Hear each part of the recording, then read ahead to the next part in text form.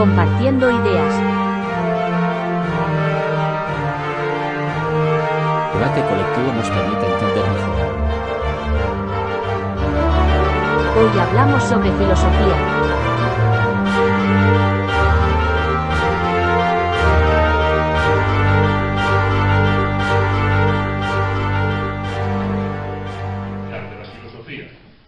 Lo propuso la UNESCO en el año 2002, así que llevan 20 años poniéndose en marcha este tipo de acciones. Y formándome un poco sobre el tema, ya que me tocaba presentarlo, abrirlo, pues vi que la UNESCO plantea, ¿por qué plantea este tipo de actos, ¿no? Y decía que lo que intenta es promover el debate sobre los principios y los valores que hacen que la ciudadanía reflexione sobre la paz mundial, sobre la democracia, los derechos humanos, la justicia y la igualdad. Y eso nos demuestra la actualidad del tema de la filosofía. Seguramente el ponente se va a referir al tema de la filosofía incluso desde los griegos, a partir de los griegos. Pero si cogemos esos 5 temas solamente que preocupan en la UNESCO actualmente, cuando dice que se debatan sobre el tema de la paz mundial, no tenemos más que mirar los telediarios, los medios de comunicación, para saber dónde hay ese problema. Si hablamos de democracia, también estamos viendo con la subida de la extrema derecha en la mayor parte de los países del globo. Lo mismo, los derechos humanos, si pensamos en la inmigración, si hablamos de la justicia, no hace falta hablar del Consejo General del Poder Judicial. Si hablamos de la igualdad, pues ya sabemos también lo que está pasando a nivel de igualdad aquí mismo en nuestros ministerios. Es decir, que es absolutamente de actualidad. La UNESCO plantea también una serie de objetivos, pero el objetivo fundamental es esto, es que nos veamos, que la ciudadanía se preocupe por debatir sobre el tema de la filosofía. Porque, como dice uno de los objetivos, es analizar cómo los sistemas de enseñanza, cómo los sistemas educativos se preocupan de este tema. Y promover también que este debate se afecte a la juventud y a las generaciones futuras. Entonces, aprovechando esta pequeña información que nos da la UNESCO, pues un grupo de amigos, además participantes en la asamblea de los pensionistas, pues a raíz de que José Valentín, que es un tío bastante interesante, muchos de vosotros no lo conoceréis, pero que nos ha venido de fuera, pero ha venido con una actitud activista impresionante, pues nos planteó que por qué no organizábamos este acto. Y entonces vimos que efectivamente es un acto que podía ser muy interesante, que podía tratar temas de actualidad y que queríamos evidentemente contar con compañeros que anteriormente habíamos estado trabajando en otros colectivos, como fue el Frente Cívico, y Manuel, por ejemplo, pues nos acordábamos de él porque el tema de la renta básica, por ejemplo, pues tuvimos un debate interesante un día con él. Entonces echamos manos de él. Y en última instancia, cuando pensábamos en esto, Valentín y yo el otro día, cuando pensábamos en esto decíamos, bueno, esto incluso puede ser el inicio de algún foro de debate que se pueda continuar con la periodicidad que sea, un ágora, un Ateneo, en fin, cualquier otra historia que en mente muchas veces hemos tenido dentro del propio colectivo citado, ¿no? El del Frente Cívico, que dijimos, esto se acaba, pero a lo mejor esto se puede reconvertir en algo. Pues ojalá esto de aquí salga un germen para que en el futuro nos podamos ver con mayor frecuencia, ¿vale? Porque en principio os agradecemos la asistencia y nos felicitamos por la concurrida asistencia que tenemos. Sin más, paso a presentar y a darle la palabra a Manuel Jesús de Torres, que es profesor de filosofía, lleva ya bastante tiempo, ahora lo hablará él, actualmente está en el Duarte de San Juan, y es el que va a conducir un poco el debate. El debate, en principio, él no va a ser la exposición, pero como decía Valentín, a las 7:30 nos tenemos que ir, 7:30 es el plazo que tenemos. Entonces vamos a procurar que la exposición sea a lo mejor hasta las 7 y a partir de las 7, media hora para coloquio, ¿vale? Bueno, pues gracias Juan y todos los asistentes, que me sorprende pues tanta asistencia. Mirad, el sentido de la actividad, pues como ya lo ha dicho Juan, es conmemorar el Día de la Filosofía. En el 2005 la UNESCO pues, considera necesario declarar este día y hace recomendaciones para 3 colectivos.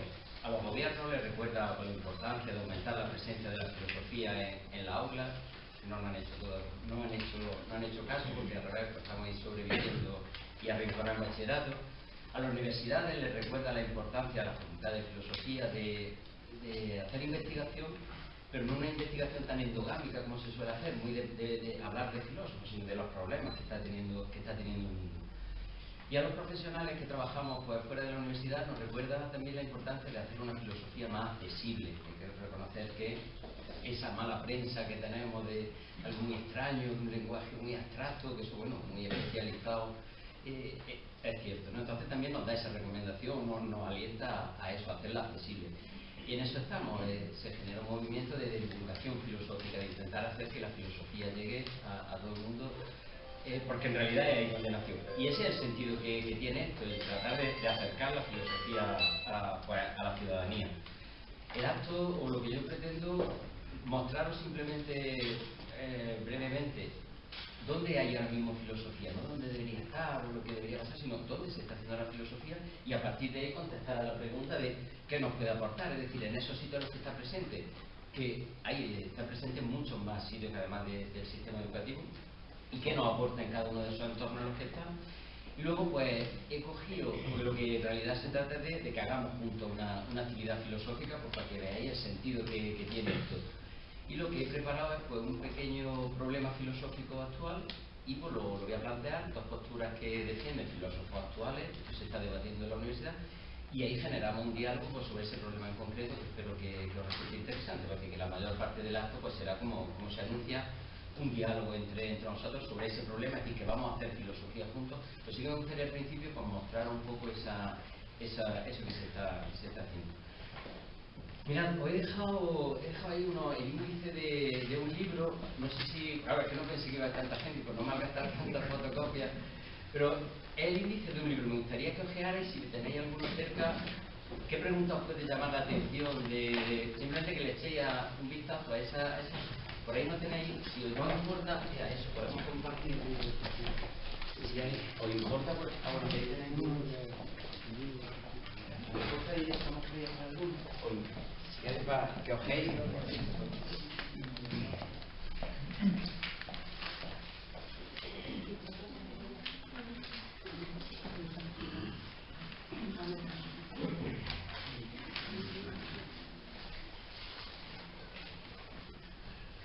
Bueno, mirad, he querido empezar con ese índice de este libro, se llama Aprendiz de Filosofía. Es una de las últimas, ha salido en octubre del 2022, es decir, ¿por qué empiezo con esto? Pues creo que es una forma de empezar rompiendo prejuicios. El primer prejuicio lo tiene el gobierno, que nos arrincona en bachillerato. Parece que esto es algo tan abstracto y tan complejo que solo los nenes que ya tienen una madurez suficiente pueden. Eso es una falacia, no están informados. Existe una filosofía para cualquier nivel, es decir, que tenemos filosofía desde 3 hasta llegar a profundizar un poco más. Y por eso quería empezar con esto para mostraros la idea esa, ¿no? La filosofía existe a cualquier nivel, tenemos materiales filosóficos preparados para cualquier nivel. Y además, a través de ese índice de este libro, yo creo que podemos dar respuesta a la primera pregunta, o casi a la más difícil que tiene, que es la filosofía, ¿no? Fundamental de la filosofía son las preguntas, es decir, nos planteamos una serie de problemas y luego intentamos buscarle respuesta a través de la argumentación, pero el signo definitorio de la filosofía precisamente son los problemas. Y problemas sobre cantidad de temas, pues podéis ver ahí que habla pues, del conocimiento, de cómo debo comportarme, la belleza, es decir, un montón de temas. Pero lo fundamental, el problema, como veis, es muy interesante porque plantea la pregunta y luego pues, la respuesta que ha dado algún filósofo o filósofa, que también incluye a muchas filósofas, y con la idea esa de generar pensamiento. Entonces por eso he querido empezar con esto, pues, para mostraros cómo que es algo vivo y para cualquier persona, se puede hacer desde pequeño. Mirad, la filosofía, la historia de la filosofía se divide en dos grandes líneas. Uno que la han concebido más pues, como una ciencia más, es decir, tiene un objeto de estudio, ¿sabes? y pues se aprende como cualquier ciencia, te la explican, la comprendes y ya está. Unas la saben, otras no y se transmite. Sería por filosofía como ciencia. Mientras que esta teoría podría estar Aristóteles, Hegel, pero luego hay otra que es más una filosofía como una actividad que consiste en pensar de una determinada manera. Esta que la inicia Sócrates, que un poco el iniciado de todo esto. Sócrates salía a la ágora de Atenas y él lo que hacía era dialogar con la gente joven. Le costó caro dialogar a través de preguntas y tal. Decía que su oficio era como el de su madre, que era comadrona, partera. Que una partera lo que te ayuda es a sacar lo que llevas dentro, no trata de meterte nada. Pues él, a través de sus preguntas trataba de hacer eso, que los jóvenes abrieran los ojos, pensaran por sí mismos. Le costó caro, como sabéis, pues lo condenaron a muerte porque la misma asamblea democrática creo que corrompía a los jóvenes. No penséis en nada extraño, no hacía nada con los chavales por allí, sino que simplemente por hacerles pensar, por abrir los ojos, por dudar del Olimpo y de todo aquello, pues le costó la misma asamblea lo condenó. Bueno, pues esta línea que podría estar también representada en Kant. Kant decía una frase, mirad, que no se puede aprender filosofía, solo se puede aprender a filosofar. Es decir, la filosofía como una actividad, como algo que adquiere su sentido, y en eso es lo que se hace. O Michael Onfray, que pues también tiene la misma idea, define la filosofía como una actividad de pensamiento y de meditación que genera una existencia en consecuencia, es decir, también esa idea de actividad. Estas dos líneas han corrido suertes muy diferentes, mientras que la filosofía esta que os digo más como una ciencia, como un tipo de saber, se puede decir que tiene cierto agotamiento, se está quedando como algo vacía. La ciencia está avanzando muchísimo y pues buscamos respuestas más en la ciencia esta, mientras que esta más en decadencia.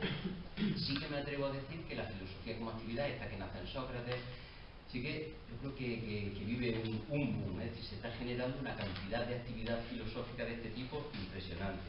Y eso es lo que pretendo mostrar hoy, cómo está presente esta filosofía como actividad en nuestro día y en la cantidad de sitios que podemos encontrar filosofía. Entonces lo que voy a hacer es mostraros dónde podemos encontrar filosofía y en cada uno de esos ámbitos qué es lo que nos aporta. Pero yo digo, refiriéndome más a este tipo de filosofía más como una actividad que consiste pues, en pensar de una determinada manera. Entonces la pregunta es, ¿a dónde podemos encontrar hoy filosofía? Bueno, por el primer sitio, evidentemente, si a todos nos preguntan dónde puede haber un filósofo, dónde se puede trabajar, si alguien dice quiero estudiar filosofía, ¿qué te vas a dedicar a la enseñanza? Pues evidentemente ahí estamos, ¿no? Tenemos presencia en bachillerato, simplemente hay alguna optativa en la ESO, a pesar de que, ya como he dicho, y por eso he empezado con esto, eso es pues un error pero además es un error que ellos lo defienden fundamentándolo en cuestiones pedagógicas, de que los chavales más mayores, más pequeños no podrían. Yo he hecho talleres aquí en Linares de filosofía con niños de 3 años. Podéis comprender que no le va a dar ni en el sentido de pero hacer juegos, hacer cosas y generar actividad de pensamiento y de ella cualquier edad. Entonces, a pesar de que en la reforma había un acuerdo, se presentó un informe a la Comisión del Senado y estuvieron interesados y nos prometieron, había un acuerdo además de todos los grupos que estaban aquí representados, de que había un itinerario en la ESO y en bachillerato. Al final, pues eso quedó en nada y seguimos en bachillerato y bueno, una optativa que tenemos en cuarto.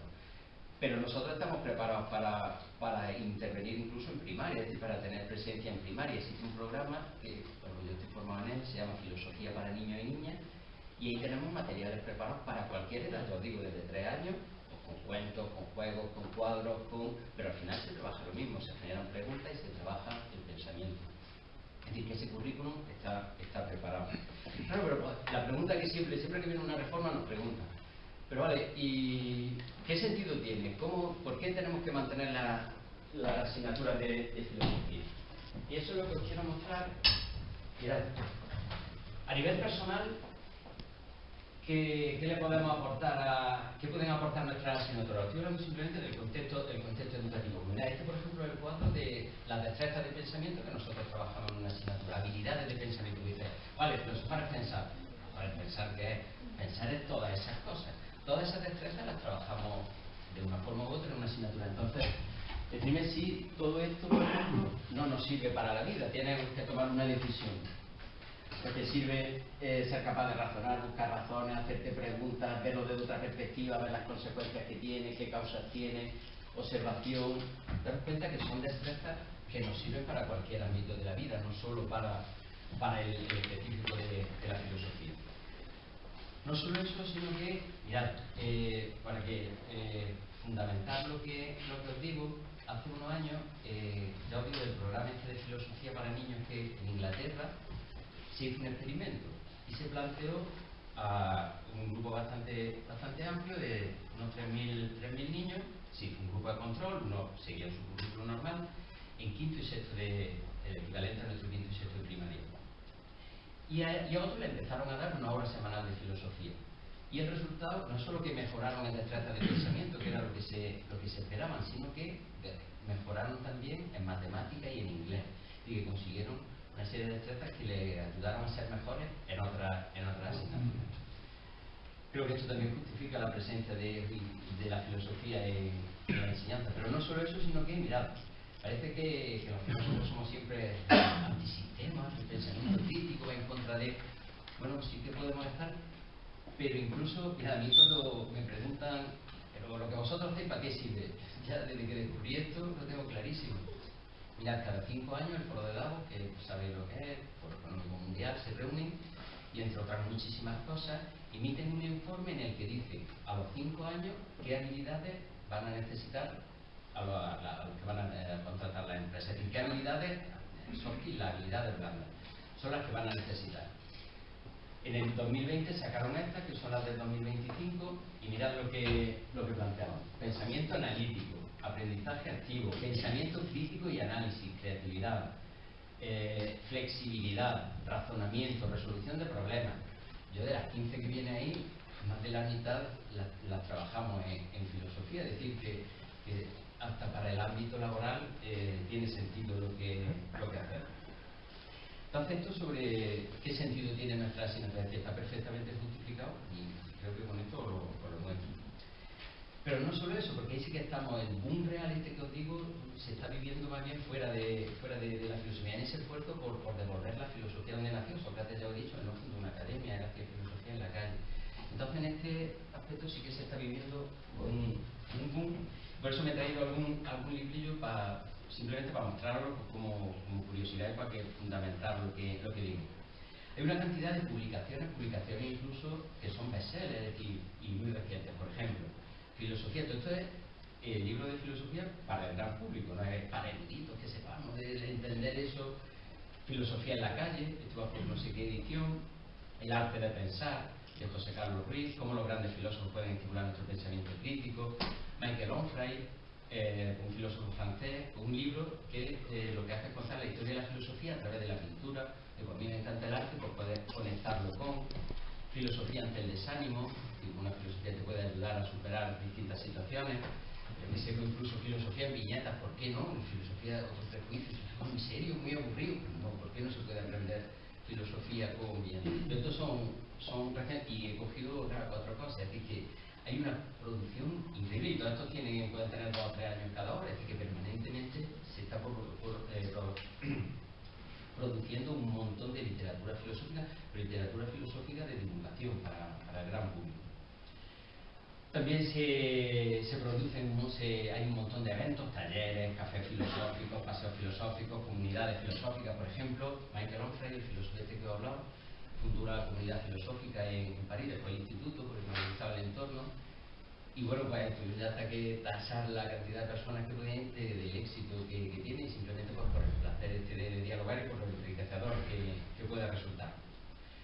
La radio, por ejemplo, en la cadena SER tiene los viernes por la tarde en La Ventana un programa que se llama Más Platón, Menos WhatsApp, que se habla de filosofía, que es José Carlos Ruiz. Este domingo empieza en La Sexta, en el programa Nuria Roca, uno que se llama La Roca Filosofal, también para el gran público. En la 2 hay también otro programa de filosofía. En internet hay cantidad de... ¿Qué sentido tiene todo este material? ¿Qué nos aporta todo este material? Pues precisamente, pues, aparte del entretenimiento que te puede producir, como cualquier otro tipo de lectura, es satisfacer la curiosidad, es decir, conecta con la gran necesidad o con la necesidad de saber del ser humano. Y además es fundamental como un asistente de la democracia, es decir, lo que ayuda, de qué sentido tiene fomentar el pensamiento crítico a través de la lectura, ser capaz de hacer actividades en las que generemos diálogo. La democracia se alimenta de eso. No se nos olvide que democracia y filosofía nacen juntos. No está claro qué provoca el nacimiento de qué, pero nacen juntos y se necesitan. ¿Cómo podemos tener una democracia sin una ciudadanía crítica, que sepa interpretar, que sea capaz de decir esto sí o esto no, que proponga alternativas, que haga sugerencias? Entonces ya tenemos otro sitio en el que hay filosofía presente, una cantidad de material que el mercado lo ha cogido. Es decir, que esto no estamos ahí subvencionando y decir que esto funciona porque el mercado decide y porque la gente lo consumimos. Ya veo que hay otra, no sé si habéis oído hablar del asesoramiento filosófico, es decir, otra aplicación que tiene ahora mucho auge en filosofía. Os voy a poner un pequeño vídeo porque el muchacho este que tiene una asesoría filosófica en Granada y lo cuenta mejor que yo, entonces os lo voy a poner.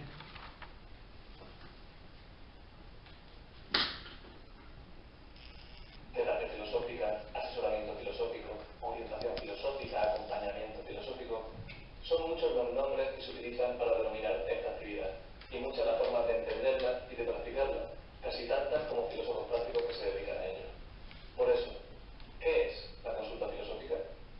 Desde sus orígenes griegos, algunas de las escuelas de filosofía más importantes, como la epicúrea o la estoica, entendieron que la filosofía debía de ser, ante todo, una terapia para el alma, un arte de vivir o de cuidado de uno mismo. Por eso, además de su teoría, desarrollaron metodologías de diálogo filosófico, para que sus alumnos pudieran, tanto en el diálogo consigo mismo como con sus compañeros, encontrar cuáles eran esas creencias y juicios que les impedían ver la realidad tal y como era, y por tanto no les permitían vivir de una manera lúcida y serena. Estamos hablando de más de 5 siglos de tradición sapiencial, de investigación y crítica ininterrumpida, que por razones históricas y en gran parte religiosas se vio frenada y ocultada, o quizás sencillamente pausada. La filosofía siempre se ha preguntado qué es la vida y cuál es la mejor forma de vivirla. No es difícil encontrar en su historia autores vitalistas o existencialistas. Sin embargo, pese a tanto avance teórico, la filosofía actual se ha dado cuenta de que al sujeto contemporáneo le faltan herramientas filosóficas para conocer su pensamiento, pensar su vida y pensarse a sí mismo. Por esto, ha decidido retomar la tarea de filosofía como terapia, para ofrecer metodologías de acompañamiento en las que el sujeto pueda conocerse mejor y mejorar su vida. Ante todo, la filosofía es una forma de comprender el mundo. Todos y cada uno de nosotros tenemos nuestra propia forma de comprender el mundo. Por lo tanto, todos tenemos nuestra propia filosofía personal. Por filosofía personal podemos entender ese compendio de creencias, juicios, ideas, conceptos, imágenes, que como una retícula, como una lente, se interponen entre nosotros y el mundo y filtra cada una de nuestras experiencias. El núcleo teórico de nuestra filosofía personal determina cómo interpretamos el mundo y por lo tanto también define cómo nos sentimos, cuáles son las emociones con las que tomamos contacto con la realidad. Por eso nace también la comprensión de la filosofía como forma de vida, como constante mejora y conocimiento de nuestra creencia y juicio para intentar tener un contacto con la realidad lo más sereno y tranquilo posible, es decir, lo más cristalino.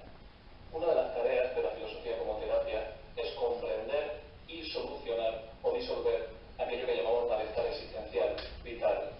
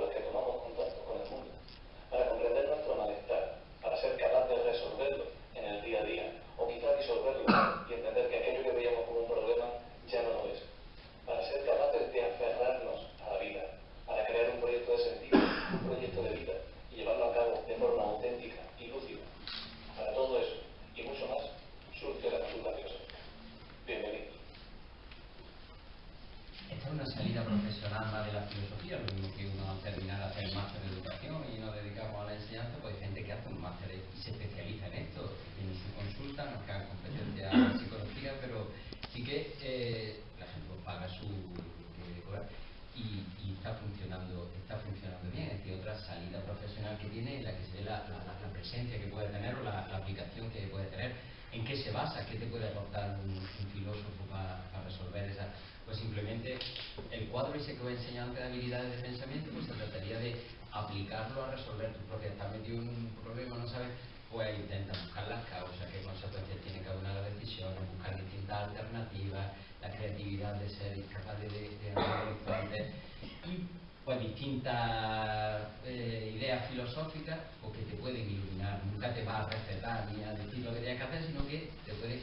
Y bueno, pues a través de ese diálogo bien dirigido, pues hay gente que está viviendo de eso y ganándose la vida así. Esta sería otra de los ámbitos en los que estamos presentes. Pero sin duda el que ahora sí que está teniendo a nivel laboral mucho éxito está vinculado, o mucha presencia está vinculado a la ética. Sabéis que la ética es la parte de la filosofía que se dedica a lo correcto, a diferenciar bien del mal, que la pregunta sería ¿qué debemos hacer? Y sobre todo la ética vinculado al ámbito de los descubrimientos científicos que está habiendo. Mirad, está habiendo una gran demanda de profesionales de filosofía, sobre todo en el ámbito de la ética, en los ámbitos de la bioética, la tecnoética y la ética de datos. Mirad, os muestro algunos titulares de para que no sea solo porque lo digo yo. Ya, por ejemplo, las empresas españolas buscan filósofos digitales, es decir, las nuevas, que es sobre lo que va a ir el diálogo que vamos a hacer. El boom los nuevos descubrimientos, sobre todo en biología y informática que se está haciendo, en aplicaciones, bueno, se está planteando una gran cantidad de dilemas respecto a nuestra propia especie, hacia qué uso vamos a hacer de eso. Pero esos dilemas necesitan equipos interdisciplinares, que en esos equipos están integrados filósofos. Por ejemplo, la Junta de Andalucía tiene su comité de bioética en el que hay presentes filósofos, pero es que las mismas empresas están contratando filósofos precisamente para eso, para la ética de datos, para resolver dilemas. Pues el mero hecho, por ejemplo, simplemente el coche autónomo. El coche autónomo, programar un coche autónomo requiere una cantidad de decisiones. ¿Y qué hacer? Si el coche autónomo te tiene que proteger a ti por encima de todo, tiene que proteger la vida del que va dentro, o tiene que hacer un cálculo si va a hacer un atropello y si fuera y tres y tú vas uno solo. Claro, si se programa por cantidad de personas, pues hablar de mayor cantidad de número de personas, ¿quién se va a comprar un coche autónomo que no te protege a ti, no? Pero, es decir, que todo eso son dilemas éticos y se está trabajando en eso. Entonces, por eso he buscado algunos artículos, pues veis, la empresa se busca, y en el ámbito de, como veis al principio, de la ética de datos. Otro. Platón 1, Huerta, los filósofos arrasan, como lo de arrasan, no mejor exagerado, pero el titular un poco. Pero bueno, que sí que hay presencia en nuestro equipo, por supuesto, equipo interdisciplinar, no es que acudan ahí al filósofo, ilumínanos sobre qué debemos hacer en este caso. Hay equipo interdisciplinar en el que hay especialistas, pero también el punto de vista y otro, también con la misma idea. Los filósofos, los nuevos gurús de la empresa, se encuentran entre los profesionales más codiciados las conductas de ese pensamiento crítico, como he vinculado pues lo mismo a estos desafíos éticos. Entonces, como he dicho, esta primera parte pues, era algo breve, no simplemente quería mostraros eso, la presencia que parece como que estamos ahí encerrados en una máquina de instituto con las poquitas horas que nos han dejado. Pero sí que nosotros sí que le hemos hecho caso a la UNESCO cuando dijo hacer esto un poquito más accesible, es decir, sí que se está haciendo el propio y intentamos mostrarlo pues, con materiales, como dije en la radio cuando me entrevistaron, pues curiosear cualquier librería, o va entre libros y ve la sección que tiene de filosofía y coge los libros y dice, pues lo entiendo y hasta es agradable el verlo y te pueden hacer, encima te pueden hacer pensar, ¿no? Pero ese prejuicio de que tiene que ser algo muy difícil que lo entiende, eso fue algo que ya se echa, pero sobre todo en esta formación de la filosofía como actividad. Entonces esta es la primera parte de lo que quería comentar, mostrar esa presencia y qué aportaciones tiene.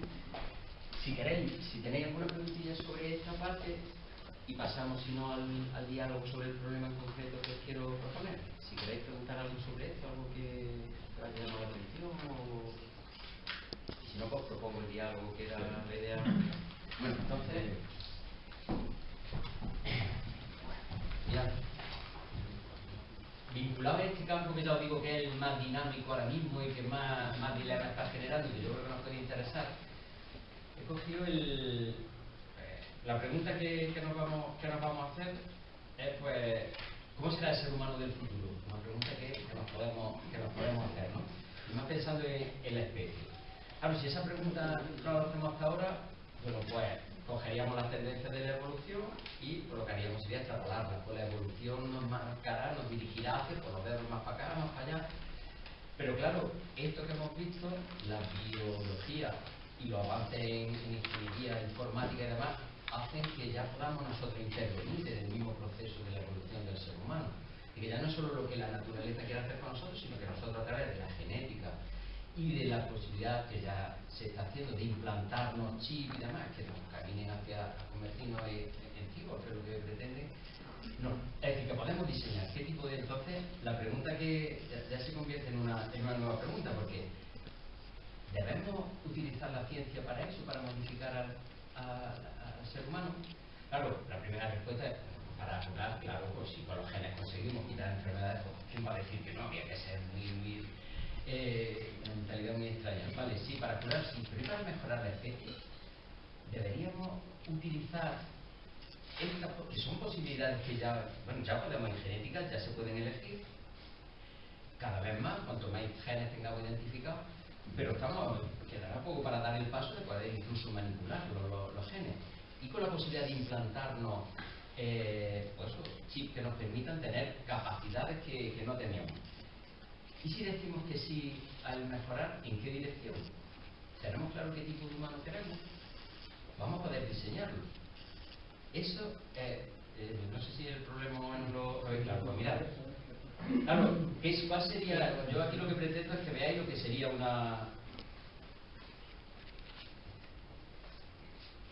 lo que sería un ejercicio de diálogo filosófico entre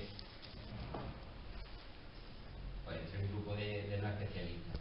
Mi misión aquí consiste simplemente, yo voy a traer una muestra de los argumentos que dan desde dos posiciones en este debate. Y la idea es que ahora entre nosotros pues nos manifestemos sobre lo que pensamos. Mirad, existe una corriente filosófica, probablemente la más viva ahora mismo, que se llama transhumanismo, que dicen claramente que sí a esto. Sería, me imagino que habréis identificado, los que hablan del mejoramiento humano. Nick Bostrom y otros muchos. Estos hablan de que sí, por supuesto, ¿por qué no vamos a usar esas capacidades, tanto las que nos ofrece la biología, sobre todo a través de la genética? Os voy a decir algunos de los argumentos que dice pues, para enriquecer el diálogo.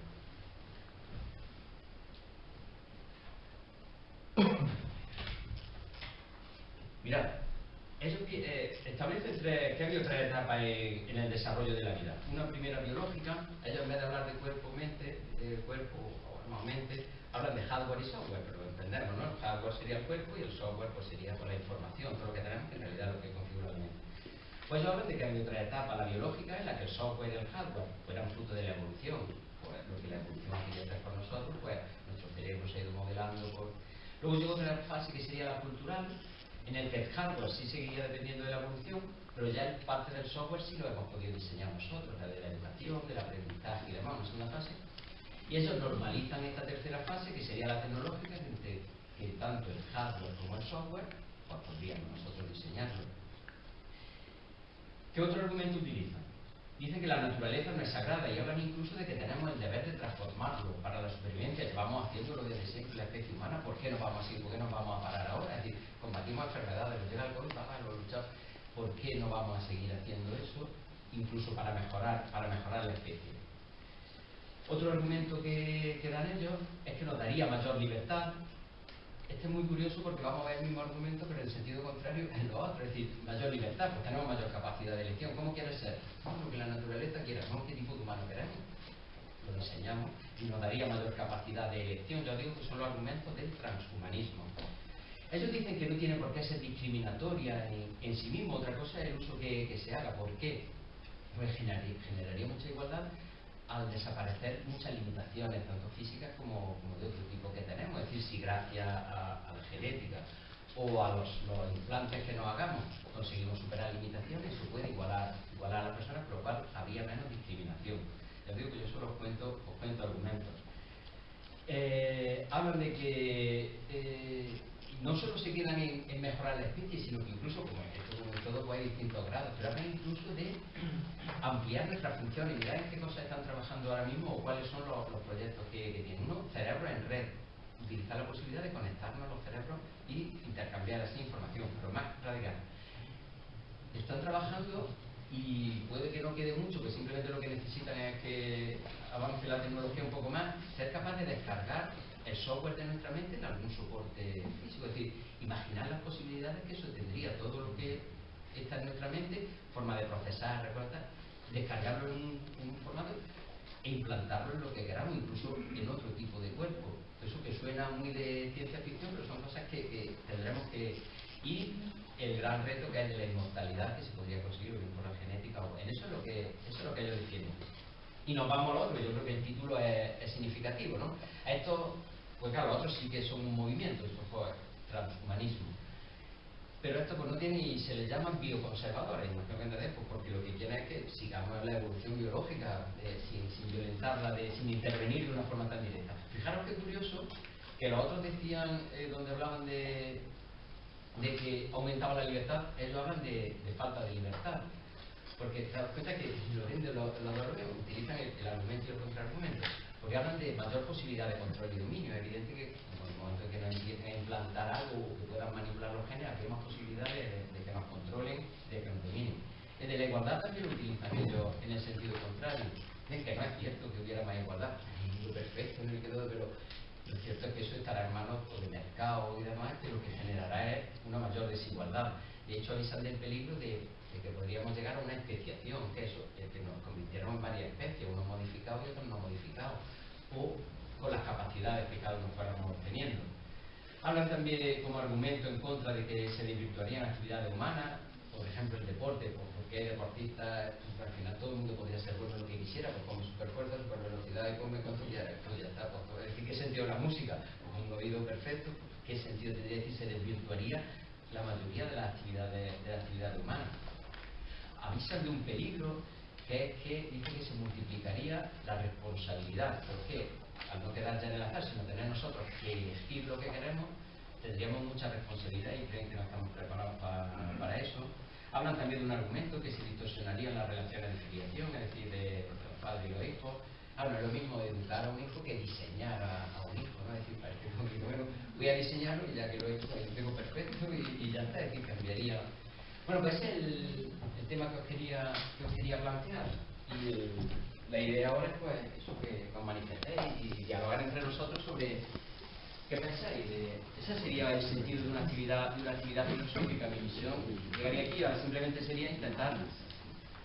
La misión sería intentar movernos, por supuesto, no en un debate lo que se trataría de determinar es decir, ha ganado, ya un debate competitivo y no tendría sentido. Y no quedarnos en una mera conversación en la que, bueno, pues eso es lo que hace desde años Freire, conversa con un diálogo es un fenómeno, un hecho en el que se trata de que fluya el pensamiento a través del diálogo, que es la misión que se puede decir que tiene la filosofía y todos los eventos que se realizan. Entonces la idea sería eso, entonces mis intervenciones simplemente lo que intentan ayudar es a generar pensamiento, a esas habilidades de pensamiento pues, que estén aquí presentes, que es lo que nos permite profundizar. Pero esa es la misión que tendríamos en un evento de estos, mostrar un problema, ofreceros distintos argumentos y a partir de ahí pues un problema que nos va a llegar y a lo mejor no lo tenemos todavía claro. Pero, pues, una pregunta es que si sería Riemann una tercera vía, porque ya sabes que me parece que propone que ese tipo de decisiones no lo tome una generación, sino que lo compartan 4 de cara a que no sea ni la una ni la otra, o que se compartan los riesgos que hay. Otra cosa que sí me viene preocupando desde que veníamos aquí era algo muy importante en el sentido de poner aquí a 2 personas importantes en la generación de la guerra, fundamentalmente. Son Federico García Lorca y Antonio Machado. Federico García Lorca parece que tenía una premonición del tiempo en el que estamos, y él decía que a cualquiera que tuviera algún problema le daría medio pan y un libro. Que nos quitan el libro. Ahora parece que no nos preocupa nada más que el comer y el seguir adelante y animalizarnos relativamente. Y luego otro tema importante es siempre el de Antonio Machado. Dice, por muchas cualidades que pueda tener el hombre, ninguna superior a la de ser hombre. Tanto es así, porque Antonio Machado fue el ideal de todos los escritores de la generación del 50. Es un poco que desgraciadamente están perdiendo vigencia esos dos pensamientos y creo que hay que ponerlo en medio en nuestra vida. Cogiendo justo lo que plantea, no hay más que ser hombre. Pero conectándolo con esto, es que ahora ser hombre va a poder, o ser humano va a poder ser lo que queramos. ¿Estamos dispuestos? ¿Tiene sentido dar ese paso o no? Yo creo que no. Pero, yo creo que no. Es que el problema es que es casi imposible en este momento que ese desarrollo del humano perfecto fuera desarrollado de forma justa. Seguramente estaría entre las grandes corporaciones y habría grandes intereses económicos por medio que producirían, yo creo, un desequilibrio todavía mayor, porque seguramente podría decir, no, sí que vamos a hacer para que la gente no se muera de hambre, vamos a hacer que el estómago con comer una gota al día, pues resulta que ya tiene alimento para el cuerpo, pero no va a ser así.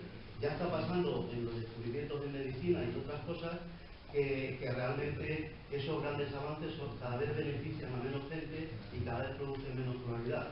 Yo desconfío mucho de eso y yo leí incluso antes de que hiciera la película, un libro que me gustó mucho, que era este de Parque Jurásico. Todo el mundo lo asocia con los dragones o los diplodocus, pero lo original de la obra no era así. Lo original de la obra, su tesis está basada en la teoría del caos y es que tú intentas hacer ese parque con tantos animalitos, pero siempre hay pequeños fallos que producen el desastre final.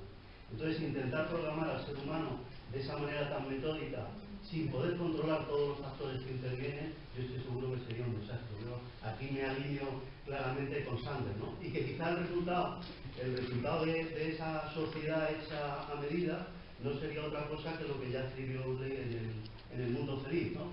¿Qué hacen falta? ¿Obreros? Pues voy a fabricarme 5.000 obreros. ¿Qué necesito ahora? 28.000 matemáticos, me fabrico 28.000 matemáticos, ¿no? Y sería una sociedad efectivamente para mí no libre, sino todo lo contrario.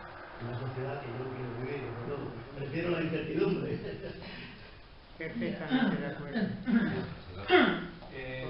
Yo por un lado me preguntaría si el ser humano hoy es tan ser humano como cuando Machado dijo lo que dijo, o no estamos ya en un camino de transformación que cuando miramos hacia adelante nos imaginamos que vamos a convertirnos en una especie distinta, pero quizás si miramos hacia atrás podemos ver que ya lo somos y que puede ser un camino imparable. Eso por un lado. Luego, por otro lado, cuando hablamos de desigualdades sociales y del aumento de desigualdades, hay una parte importante en la comunidad científica cuando miran hacia adelante hablando de inteligencia artificial, que dicen que la inteligencia artificial o nos va a destruir o va a suponer un culmen en el bienestar del ser humano, en cuanto a que como ya no vamos a tener problemas de recursos, vamos a poder escoger el bienestar de toda la raza humana. Entonces, si ya cuidamos el tema del bienestar, que a mí me parece un miedo lógico a la hora de plantearnos esta posibilidad de modificación, yo ya simplificaría en una pregunta que para mí es muy potente, que es el para qué de cada una de las dos cosas. El para qué de la modificación del ser humano creo que sale súper rápido en cuanto, si nos enfocamos al bienestar. El para qué de la no modificación mirando hacia el bienestar no me sale de una forma tan intuitiva. Ahí están los argumentos que ellos encuentran sobre la pérdida de libertad. De hecho, el nombre de bioconservador era un poco una idea de sobre todo por los peligros, mientras que en el otro, en el transhumanismo, sí que hay una fundamentación. Esta nos alerta más bien de los peligros que se produce o que tendría. Pero, sí, yo me preguntaría cuáles de esos miedos son miedo precaución y cuáles son miedo incertidumbre. Simple nostalgia, decir, vamos a perder lo que era, pero... Tú has hablado realmente diciendo la palabra diálogo. Yo digo discusión. Cuando digo, yo he dicho a mucha gente, vamos a discutir esto. No, yo no me quiero pelear. Digo, primero que quiero pelear soy yo. Vamos a contrastar opiniones distintas, diversas, y podremos llegar a un punto de unión o un punto de desunión. Bueno, ya hemos debatido dos o tres o cuatro o cinco opciones de conducta humana, porque la filosofía es la plasmación en la realidad de lo que pensadores ven de lo que la sociedad está haciendo desde hace mucho tiempo. Voy a poner un ejemplo muy claro. Dice el capitalismo. Estamos en la sociedad capitalista. La capitalista existía, según, no sé, creo que a lo mejor me equivoco, antes de Jesucristo, 3.000 años, Heródoto ya decía que la ambición humana hacía que había capitalismo, había diferencia de clases. Tú eres una persona más dotada en esto, mucho más que yo, porque yo soy un parallero de Santana, y que mi profesión frustrada dice que yo soy maestro de escuela, enseñante, y bueno, me gusta profundizar y debatir con la gente. A veces no llego a acuerdo, y bueno, mira, no llego a acuerdo, pero hemos debatido que es fundamental. No hablamos hoy día con la leche de los móviles y todo eso, se está perdiendo el diálogo, se está perdiendo el leer en un libro. Yo leo todavía, me gusta leer en un libro de papel, leer una versión y la contraria, para tener un ámbito más amplio. Yo creo que la filosofía debe ir por ahí, para construir gente no preparada, como decía José Valentín, no, gente libre. Yo tengo una experiencia en el colegio aquí de religión, que no es vacuna, pero bueno, el Cerro. Y yo a los niños, los gitanos, eso, yo soy un voluntario que mi misión, la de más voluntario, que los niños trabajen. Pero a veces llega al momento de que están tan vacíos de contenido que tienes que echarle mano a lo que tú sabes. Y le digo, no aprender para tener un trabajo libre, un trabajo mejor remunerado, para que seas libre. Digo, pues mira, yo soy una persona libre, yo considero una persona libre. Dentro de mis limitaciones, yo no tengo ningún problema para dirigirme al máximo, la máxima persona que haya en el mundo, más listo y más, porque aprendí modestamente cómo debo de comportarme con mis errores también. Yo creo que eso, desde vamos a ir, este tema me gusta, porque vayamos a ir profundizando y ese es el punto de arranque, porque la sociedad no estamos estamos perdiendo la facultad de dialogar, de discutir. Esa justamente es el sentido que tienen todos estos eventos que os digo que se organizan, talleres, la comunidad esta de Onfray.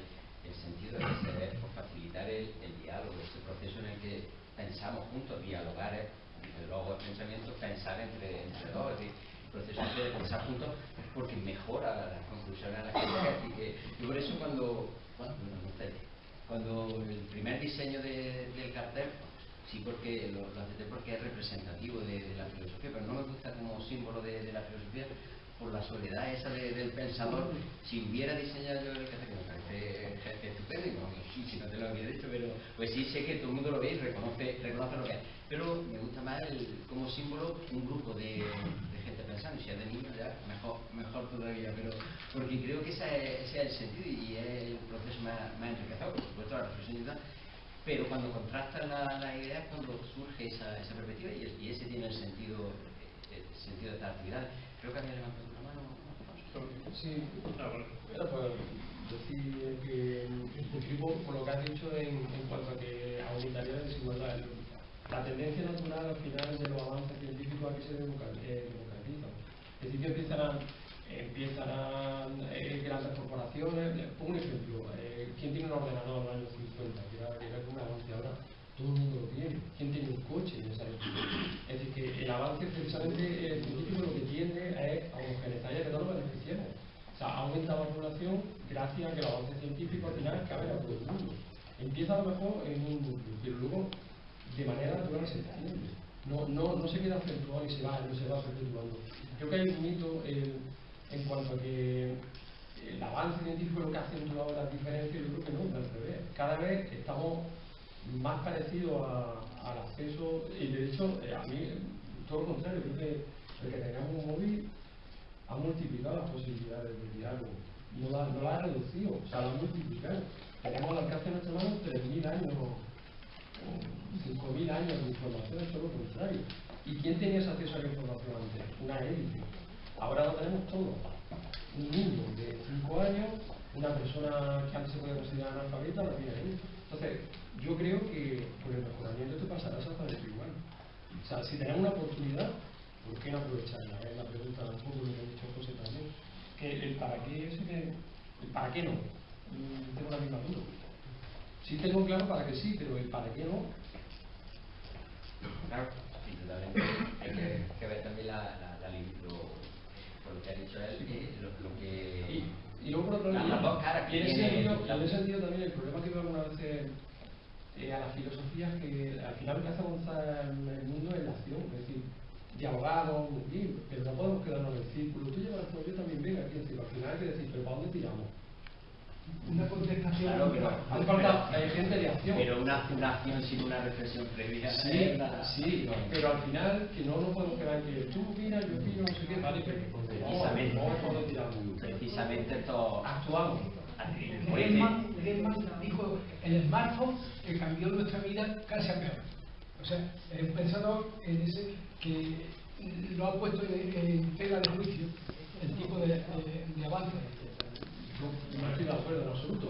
Creo que el que tú puedas acceder a la información a golpe de clic, creo que lo más parecido, creo que ha sido la parte más importante que ha tenido la humanidad desde el fútbol, quizás del fuego.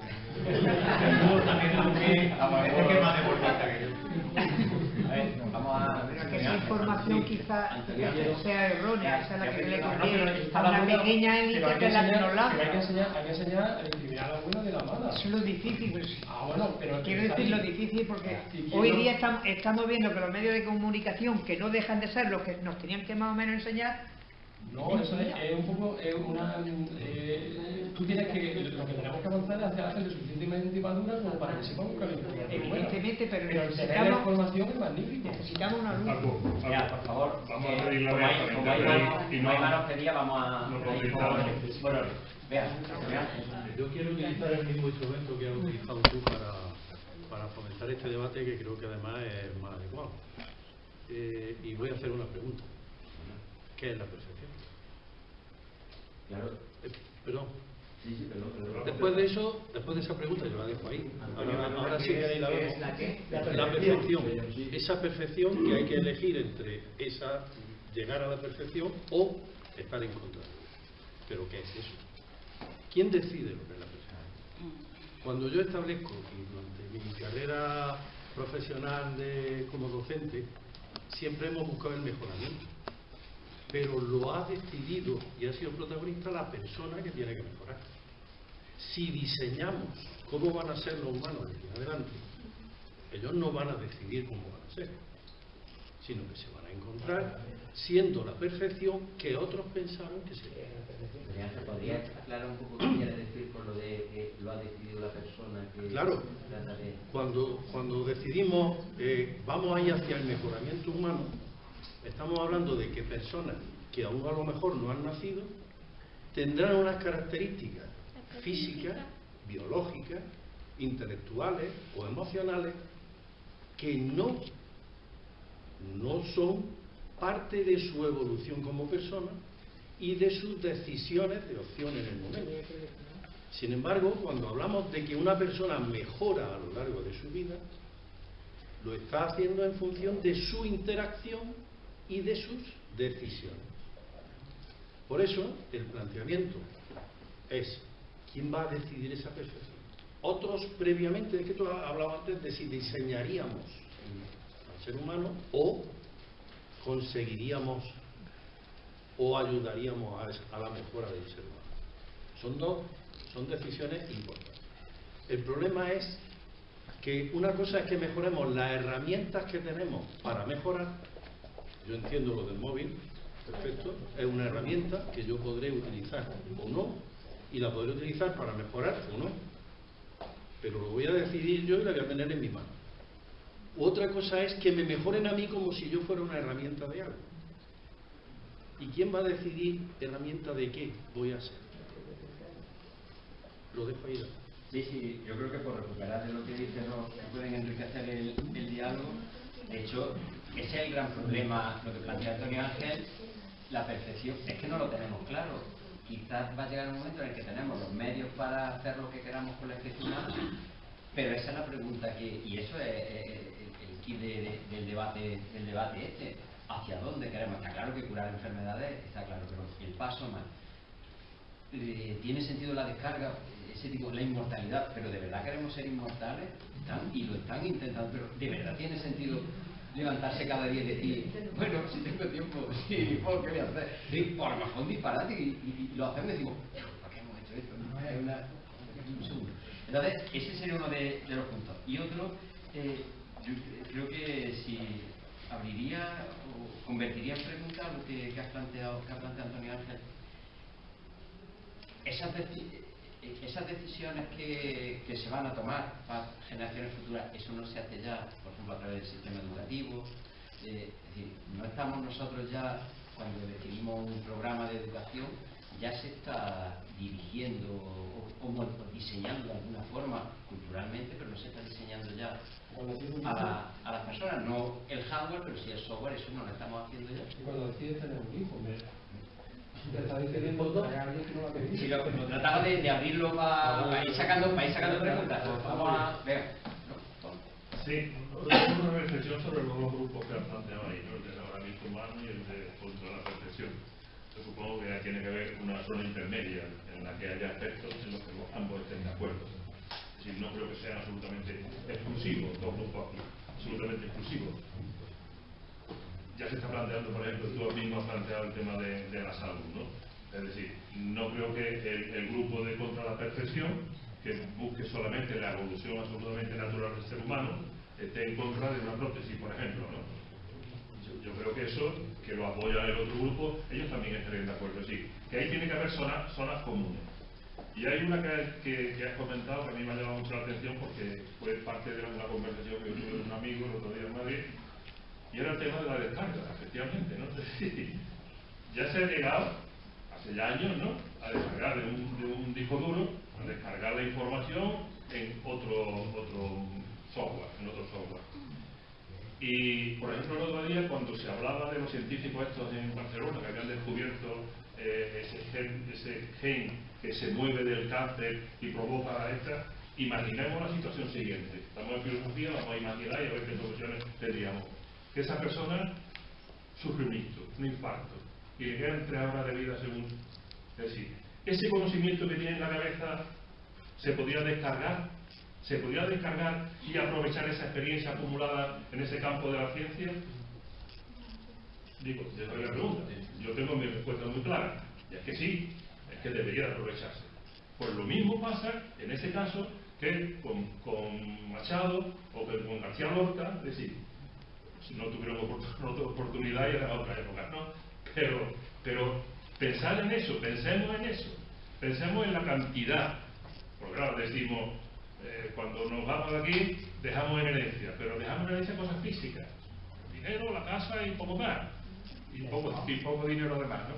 Pero tenemos una cantidad de valores metidos en la cabeza que también podría formar parte de la herencia familiar. Es decir, bueno, algunos de nuestros hijos y a nuestros nietos, un poco de nuestra historia personal, ¿no? Sí, lo que puede ser una autobiografía, ¿no?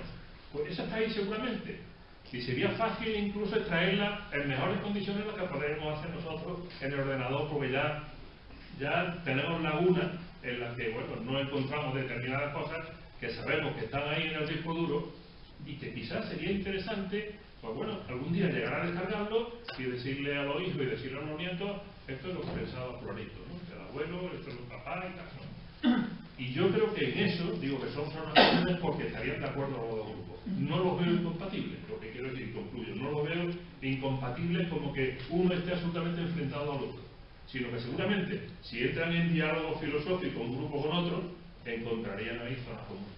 lo presento así un poco también por ilustrar, que conocía a dos nombres, de que, por ejemplo, Sandel, profesor en la universidad, y bueno, tiene un éxito tremendo y tiene unas publicaciones que son bestsellers.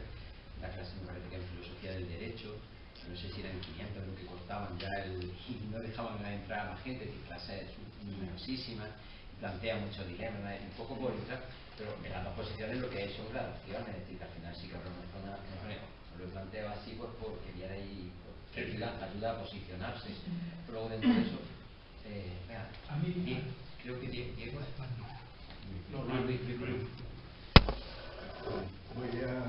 voy a opinar sobre dos cosas que me parece que tenían más sentido en la primera parte.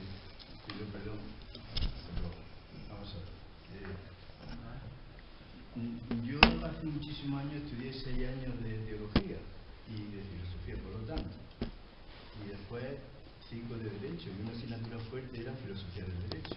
Y estuve muchísimo tiempo sin entender qué era la filosofía, porque no es fácil a mi juicio entenderla, porque parece, cuando uno se acerca a ese mundo, parece que todo es filosofía. Si algo es todo, a lo mejor es que no es nada, ¿no? Pero bueno, entonces, ¿qué es la filosofía? Y a mí me ha ayudado personalmente lo siguiente: 3 características tiene que tener el pensamiento filosófico. Digo desde lo práctico, porque podemos estar hablando de otras cosas y no de filosofía, ¿no? La primera es que la filosofía superó el pensamiento mágico, religioso. Utiliza la razón a lo largo por primera vez en la historia. Cualquier reflexión, por muy respetable que sea, que no utilice solo la razón, no es filosofía, ¿no? La segunda característica que a mí me ha ayudado es su vocación universal, general. A veces creemos que nos estamos moviendo en el terreno de las causas y nos estamos moviendo en el terreno de las consecuencias. Por eso no es fácil buscar el terreno de las causas, pero la filosofía tiene esa vocación de buscar el terreno de las causas, no de las consecuencias. Porque las consecuencias no nos dan la raíz de las cosas, ¿no? Y la tercera es esto de la raíz. El pensamiento filosófico tiene que ir a la raíz de las cosas, no solo a las causas ultras, a la raíz. Tiene que ser un pensamiento radical, en el sentido de ir a la raíz. Bueno, esta es la primera cuestión que a mí me ha servido, prácticamente. La segunda es que hubo un filósofo en el siglo XIX, que yo no he visto otra cosa mejor desde que él lo dijo, que hasta ese siglo los filósofos se habían dedicado a interpretar el mundo y que ya era el momento de empezar a transformarlo. Era don Carlos Marx. Pero claro, la pregunta es, para transformar el mundo hay que analizarlo previamente, ¿no? Por eso él aportó a la historia del pensamiento un método de análisis para mí no superado todavía, el mejor que conozco. Y me he preocupado de conocer algunos más, pero no conozco nada mejor que el método marxista para ir al terreno de las causas de los problemas del ser humano desde el siglo XIX. No conozco otro método mejor. Bueno, y la tercera cosa que quería aportar, si es que aporto algo, que no lo sé, es que hay un libro reciente de este año de Ana de Miguel, Ética para Celia, que habla de la filosofía práctica y además ligado a un problema actual, que es el feminismo. Estas mujeres le da el coco, vamos, yo lo hice este verano. Ética para Celia, profesora de la Universidad Complutense, y para el tema que nos ocupa hoy de la filosofía merece la pena leerlo. Ética para Celia se llama. Celia es su hija. Por lo que has dicho que es filosofía, la verdad es que eso no pasa en otra disciplina. Cuando yo luego le preguntas qué es la biología, lo tiene muy claro. ¿Qué es la psicología? Así que lo tienen muy claro.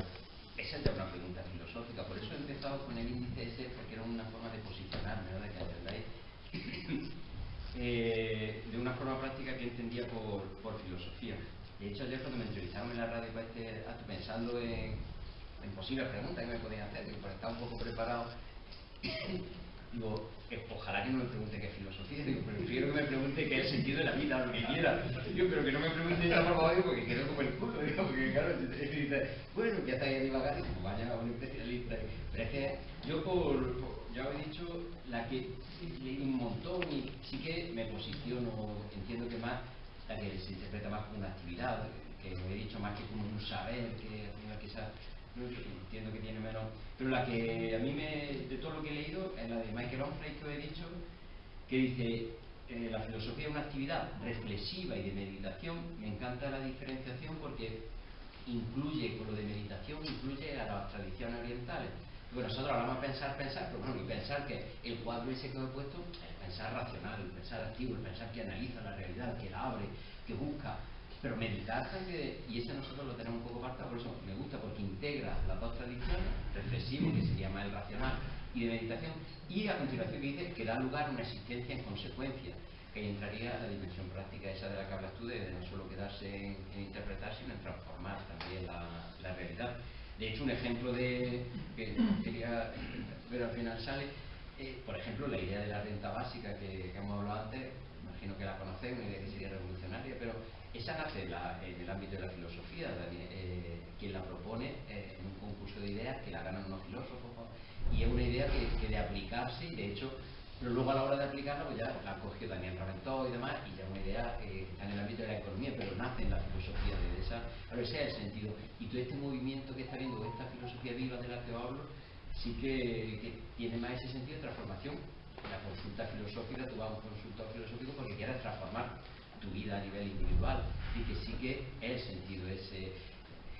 Yo ya no conozco a nadie que defienda, no sé si habéis oído hablar que Aristóteles decía: la filosofía es el saber más inútil que existe, pero bien, es decir, como orgullo, ¿no? No como algo que dicen inútil, y dicen, no me vaya más inútil, no como sintiendo orgullo, porque claro, decía que la utilidad es que quiere decir que sirve para otra cosa, y un saber que vale por sí mismo.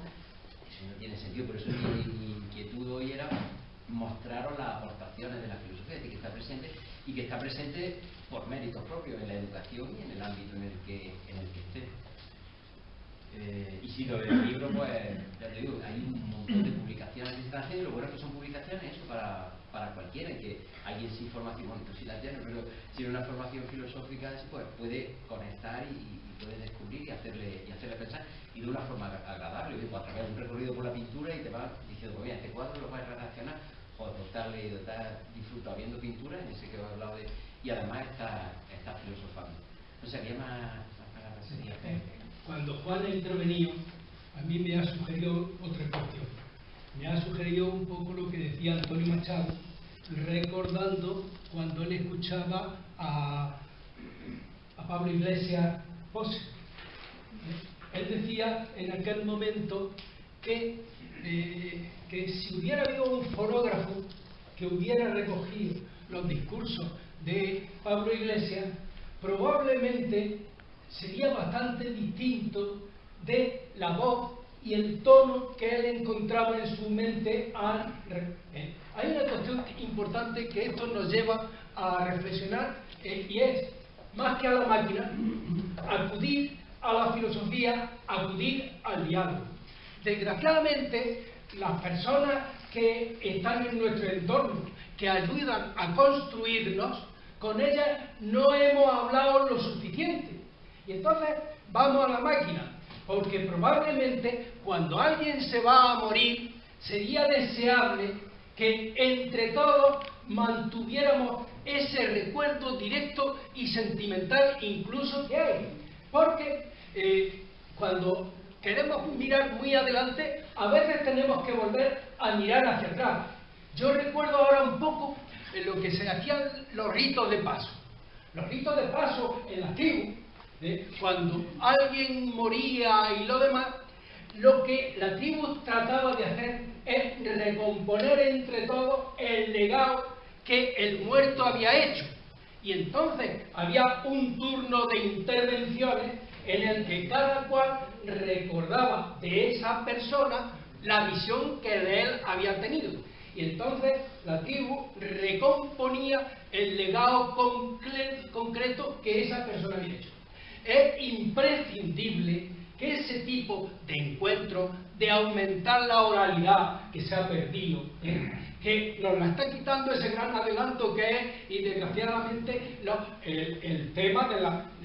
Bueno, es una alusión a lo que nos quita el hablar directamente. Hombre, es muy frecuente que haya dos personas juntas que no hablen entre ellas, sino que hablen con un tercero que está aquí. Entonces, la cuestión principal, voy a ese sentido, a que retomemos la oralidad, y que incluso el tipo de funeral que hiciéramos por un desaparecido que no llegara un ajeno, que puede ser el cura que oficia aquello, sino que sean los propios dolientes, los amigos y los demás, quienes reconstruyan y hagan esa verdadera ceremonia, que es la construcción para el legado, mantener el recuerdo, que es el mantener los valores de esa figura. Yo, mira, espera, que ha levantado Ana. Sí, yo quería decir algo. Bueno, para mí la sociedad del futuro mejor es la sociedad en la que no haya explotación. En la que no haya explotación de clase, en la que no haya explotación de género, en la que no estemos atracando continuamente y expoliando la naturaleza. Ese es el modelo de sociedad que yo quiero. Y todo lo que vaya encaminado a eso me parece bien, porque es verdad que sin tener en cuenta a mi generación, por ejemplo, pues yo sabía, o mis padres sabían cuando yo estaba pequeña, que seguramente ellos ya no iban a nacer con polio, o no iba a sufrir la polio, pero había personas de la generación anterior que la habían sufrido. Entonces, todo lo que sean investigaciones científicas, pues yo creo que están muy bien y que tienen que mejorar, pero siempre que vaya encaminado a eso, a que no haya explotación, a que eso no forme parte de una minoría, porque ahora mismo decimos que todo el mundo tiene un ordenador, pero no somos ajenos a la brecha digital que existe entre unos países desarrollados y otros que no son desarrollados, por ejemplo. Entonces, que yo creo que todas esas cosas existen, pero también, y con respecto también a lo que decimos, es que lo que somos se puede perder. Yo creo que no, porque para eso está la memoria.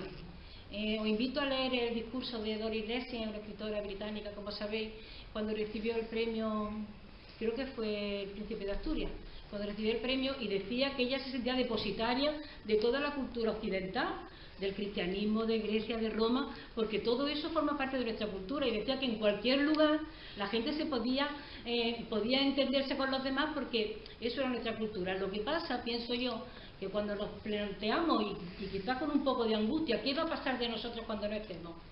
Pues de alguna forma estamos manifestando un miedo y que existe ahora mismo, y el miedo está llevado por una corriente de pensamiento que es el posmodernismo, y que dice que la historia ha terminado y que la historia empieza para nosotros mismos.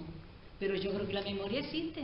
O sea, en el momento en que queramos mantener la memoria, yo creo que eso no se va a perder, la memoria de lo que ha sido. Lo que pasa es que el posmodernismo dice, no, lo que pasó antes eso ya no existe. La historia empieza con nosotros y lo que hagamos a partir de ahora es lo importante. Y yo creo que la memoria está ahí para recordarla y para retomarla y para tenerla en cuenta, para ser, porque de lo que hemos sido y de lo que somos, pues depende también lo que podamos ser en el futuro. Entonces, yo creo que la filosofía nos enseña a aprender todas esas cosas, a dialogar sobre todas esas cosas, a hablar de todas esas cosas. Y yo creo que el método socrático para mí sigue siendo fundamental. De hecho, cuando leíamos el libro, lo leyó Luis primero y yo después, de Ética para Celia, pues nos parecía una maravilla. Y hablábamos mucho sobre lo que decía Ética para Celia, es de alguna forma lo que esta filósofa pues quería. Ella decía que la filosofía tiene también un sesgo patriarcal, como otras cosas, ¿no? Porque le preguntaban que por qué Ética para Celia. Y ella decía, nadie se sorprendió ni se escandalizó en un momento cuando se escribió Ética para Amador, por ejemplo. Sin embargo, Ética para Celia, cuando precisamente la tesis de Ana de Miguel es que lo que sea bueno para las mujeres es bueno para todo el mundo, es totalmente inclusivo. Y ella tiene una idea que a mí me pareció maravillosa, y es que contrapone lo que se entiende por vida buena con buena vida. Y para ella la vida buena es la que se construye y la que han tratado de hacer los filósofos, pero de la escuela epicúrea. Y sin embargo, la buena vida es lo que de alguna forma el sistema capitalista que hay es lo que nos intenta que llevemos a cabo. Bueno, habla del posmodernismo. El posmodernismo pasa como hemos dicho con esto, eso hay una diversidad precisamente en la filosofía de la diferencia y de la... Entonces hay muchísimas posturas que defienden esa tesis que tú dices y otras. Y bueno, y el método socrático, por supuesto, pero eso es que se está aplicando en psicología, en coarts, es decir, está demostrado que tiene mucho muy buen funcionamiento. Yo tengo un principio de, como la primera vida de la... Nos quedan 10 minutos, si podemos aguantar, estoy viendo que ya hay gente que está levantando, pero si podemos aguantar nos quedan 10 minutos, en 10 minutos terminamos la... 2 minutos, tarde yo. para mí la punta de lanza como primera actividad de una sociedad es la educación. Porque si tenemos educación tendremos salud, tendremos respeto, tenemos tolerancia, tendremos diálogo, tendremos filosofía. Yo en mi etapa de cuando estuve en el movimiento de padres, yo llegué a estar trabajando hasta concejal, pasear, para rodar pasajes y en la Federación Provincial de Jaén, que muchos compañeros aquí docentes,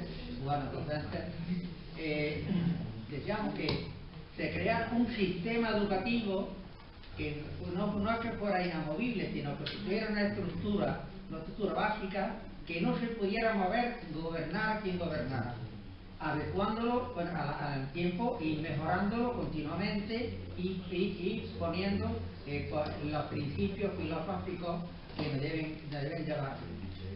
Crítico, ser crítico, ser analítico, ser tolerante, ser gente que no propicie la violencia, sino el amor, el cariño. Y esos son principios filosóficos. Tenemos que aprender de todos los filósofos, todos los que han habido a través del tiempo. Y ahora mismo, concretamente, tenemos uno que murió, que es Julio Anguita. ¿No se acuerda la gente de Julio Anguita? Julio Anguita para mí es un ídolo, una persona a seguir todavía. Para mí Julio no se ha muerto. Julio se fue físicamente, pero su obra queda ahí. Y si seguimos lo que decía Pablo Julio Anguita, que hay unos documentos gráficos, y decía eso, vamos a seguir. Y daba pautas de comportamiento a la gente joven para que tuviera espíritu crítico. Y no se consiguió que se hiciera un sistema educativo. Yo una pregunta. ¿Es evolución ser tráfuga de la naturaleza como somos nosotros? ¿Podría explicar lo que quiere ser tráfuga para que tengamos la respuesta? Hemos oído el último, usted ha editado la última frase del año 51, esto es no sé de qué siglo, cuando está el libro La realidad. La inmensa mayoría, por ejemplo, en mi familia, venimos de Almería, trabajando en la agricultura y sacar aquello, venimos a las minas mineras. No hemos abandonado ese transformismo de la naturaleza, de la España vaciada y todas esas cosas, hasta la sociedad que tenemos, que yo pienso que es antigática. No sabemos ser ni mediante suficientes cuando nos quitan todos los medios que tenemos para la vida cotidiana. Ese es el argumento principal del traumatismo, es decir, que la evolución humana precisamente se basa en ir alejándonos de la naturaleza. Entonces ellos no ven esto como un proceso traumático, sino simplemente aprovechamos las nuevas posibilidades. Por eso he dicho lo de las tres etapas que ponen: la natural, la cultural, es decir, la cultura nos aleja de la naturaleza a través de la educación y demás. Por ejemplo, Rousseau pues propugnaba una vida más natural, y este sería simplemente el siguiente paso. Es normal, seguimos evolucionando y ahora que podemos hacer más cosas, pues las hacemos. Ese es el argumento de ellos. Mientras que nosotros lo defienden más que eso supone una pérdida. Eso es lo que está en la pérdida. ¿Es una pérdida o simplemente es porque seguimos avanzando? ¿El déficit de naturaleza es consecuencia del bienestar o de la sociedad del futuro? A lo mejor lo que tendríamos es que ver qué parte de la naturaleza nos importa perder y qué parte de nuestros elementos naturales son una enfermedad, que algo natural no nos importa, no que no nos importa perderlo, ojalá que no hubiera esa, no importa perderla. Eso es lo que hemos intentado, porque en realidad ahí está en juego la gran pregunta, que es la perfección. Pero ¿qué tipo si decimos de diseñar, cuál sería? Pero ¿qué superinteligencia, cuánta fuerza, hasta la estatura, yo qué sé. Por ejemplo, le planteaba a los nenes qué tamaño tendría que imaginar que cuando hay una película por ahí que consiguen eso y diseñan a todos los seres humanos así pequeñitos, les crean un mundo y dicen, oye, para ecología y para todo se acaban los problemas ecológicos, humanidad pequeñitos, todo. Con una macetilla, pues nos metemos todos los coches más pequeños, todo. ¿Y por qué no? Y que si llegáramos a tener esa posibilidad, ¿qué estatura tendríamos? Ahora, se preguntan a los nenes en una actividad y dicen, pues unos 80, claro, porque claro, unos 80, si tienen unos 60, con eso quedamos, claro. Pero bueno, una sociedad en la que tuviera la misma estatura, ¿por qué no tomas pequeñillos? Menos necesidad de alimento, menos necesidad de tal. Es decir, que ese poder, o sea, a lo mejor exagerado, pero ese tipo de decisiones vamos a poder. Entonces, la perfección, ¿qué sería? esa es yo creo que la pregunta que podemos dejar sobre qué consideramos que es perfecto. Bueno, pues simplemente por hacer un balance de lo que hemos hecho, pues he intentado pues, mostraros el movimiento que intenta combatir prejuicios, sobre todo el principal prejuicio que la filosofía es algo solo para una especialista, es mentira. La filosofía está al alcance de cualquiera y así nació. Digo, a lo mejor los que durante la historia han hecho otra cosa son los que la han desvirtuado, es decir, que no es que nos estamos inventando nada. Esto ahora de filosofía en la calle. No, esto no es un movimiento nuevo, si es que la filosofía nace en la calle, Sócrates no ponía ni daba un título, ni simplemente la filosofía se ha dado cuenta que ese era el camino. Pues que algo abstracto, por eso nada, y ya os digo que hacemos talleres de 3 años hasta cualquier edad, con los materiales, con lo mismo que las matemáticas que le explica en bachillerato a un nene, no se lo va a enseñar lo de primero, pues le enseña en cada edad lo que tiene que hacer. Pues tenemos materiales para toda la edad, pero manuales, con ejercicios, con decir, eso está preparado, por si un día nos dicen, venga, vamos para adentro, estamos preparados, que no tendríamos entonces que ponernos a diseñar el sistema. Y simplemente intentar eliminar el prejuicio y mostraros por lo que sería una actividad. Yo creo que pues, estoy muy satisfecho, pues no solo ha sido muy enriquecedor con vuestras aportaciones, pues, hemos aprendido de todo, hemos escuchado argumentos y bueno, pues si nos vamos un poquillo y nos vamos con alguna preguntilla, por ahí han surgido nuevas preguntas, si nos vamos con alguna pregunta, pues simplemente va a terminar pues esto, mostraros pues el esfuerzo que se ha hecho desde la filosofía por acercar todo este material a la ciudadanía. Y ahora ya pues la cosa vuestra de que os acerquéis a todos estos materiales y leáis filosofía y asistáis a este tipo de eventos que ayudan al final pues a nivel personal y la democracia necesita procesos de este tipo. Y yo, muchas gracias y bueno, ha sido muy chulo. Gracias a ti y gracias a todos.